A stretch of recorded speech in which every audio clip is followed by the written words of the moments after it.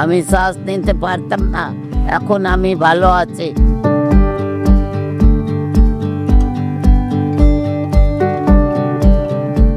আমার মা ইন্দ্রা দেবী শেঠিয়া, উনি 17 তারিখে শ্বাসকষ্টতে অজ্ঞান হয়ে গেছিলেন। এখানে ভর্তি করেছিলাম আর এখানে খুব ভালো ট্রিটমেন্ট হয়েছে, সুস্থ হয়ে উঠেছে।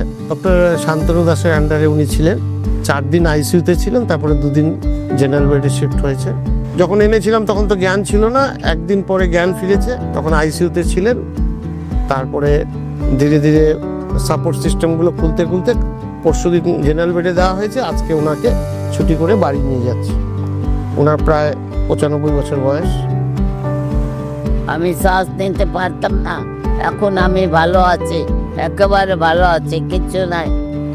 টুলা সব কমে গেছে জীবনের হসপিটাল মে। আজকে আমি বাড়ি যাচ্ছি।